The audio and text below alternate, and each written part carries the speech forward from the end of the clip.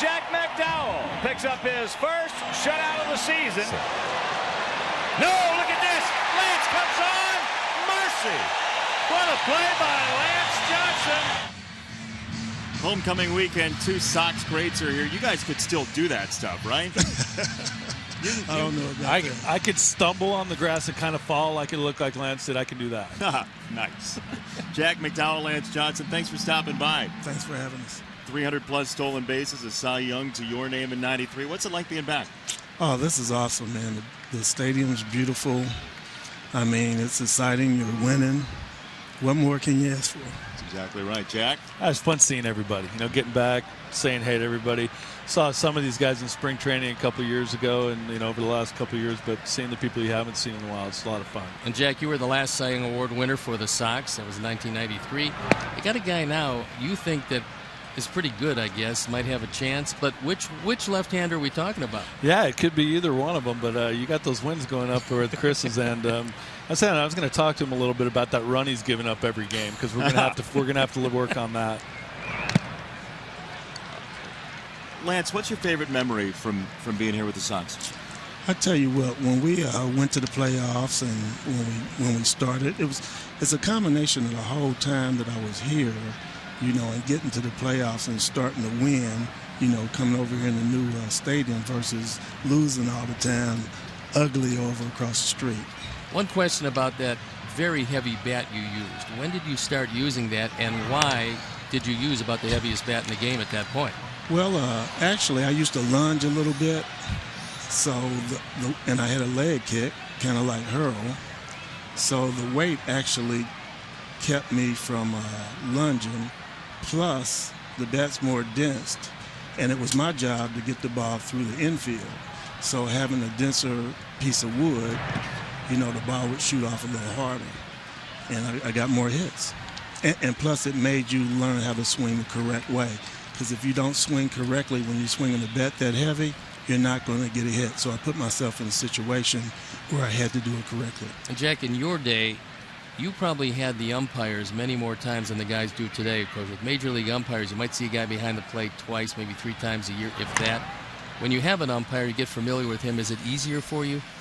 You know what? I never went to that level. I never studied umpires and tried to pitch to an umpire or pitch to anything. I went out there and threw to get guys out. One pitch to the next pitch. That was my mentality. Here I'm going to throw this pitch, and now what's my next one going to be? I didn't go out there and say, okay, I'm going to keep the ball low today because we have a low ball umpire. I went out there and attacked with what I had pitch to pitch. 3-2, hit in the air left side, and Melky Cabrera on the way for out number 1. So I got to know, those teams that you guys were on with Robin, who was the guy that you thought was most likely to be the manager in the future, any manager for any team in the future? Was it Robin or was it somebody else? Wow, that's a good question. you never thought about that when you were playing. You think, who's going to be the manager? But I think you asked the same question about Ozzie. Would you think that Ozzie would have been the manager? Well, you play with the guys, and you don't really think, well, this guy would make a great manager.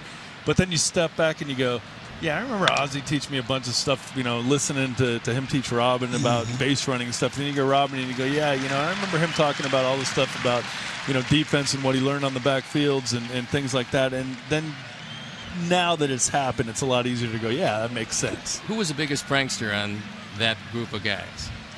Oh, my God, we had a whole bunch of guys. Towards the end, Robin ended up getting that. We were talking about that earlier, but it was once he established a comfort level in the big leagues. It wasn't those first handful of years. It was probably after, maybe year 5, 6 that he decided that started to be the thing to get a little more courageous in the clubhouse. Yeah, we had Robin, we had Timmy. He's making us laugh already since he got to the ballpark. So we having a ball. What's going through your mind when you step back into this ballpark? It's just awesome, man.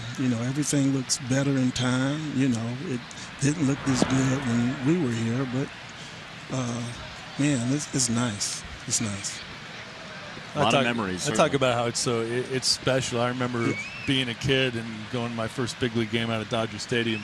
When you see just how green the field is compared to how white those uniforms are, it's something special with baseball on that. And you don't really see that other than in big league fields. It's a different thing. And then seeing the vines out there, Stoney.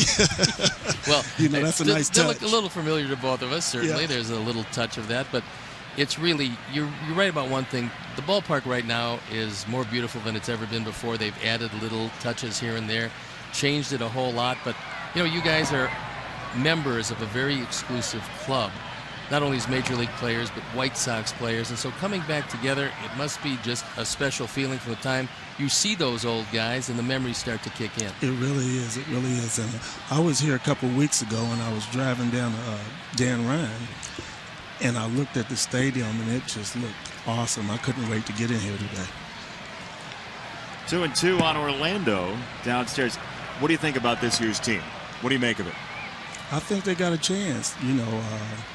With Frazier coming and Rollins coming here, I think that was a special sauce and a special touch that they needed. These guys look like they're together, and you have to love each other to win. The most consistent thing I've heard about the White Sox is how the team dynamic has changed, and how it is a group that's pulling together right now. And I know that the modern age of baseball doesn't put as much weight on that as they do statistical analysis and things like that. But I'll tell you what, you can win 1 or 2 more games putting together the correct lineup. You're going to win 10 more with guys pulling for each other in the clubhouse. No doubt.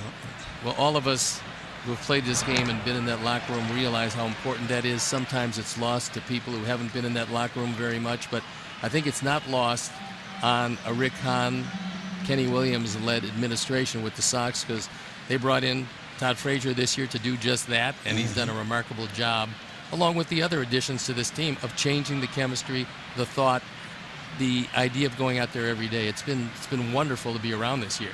Yeah, and like when we were rookies, we had Pudge and Hurl, and those guys, they were teaching us stuff and helping us get better. Strikeout for Orlando. Guys, great to see you. Hey, thanks for having us. One of the greats, Jack, for the White Sox, standing next to another one of the greats, Jack McDowell, Lance Johnson, here on homecoming weekend. 1-0 Sox.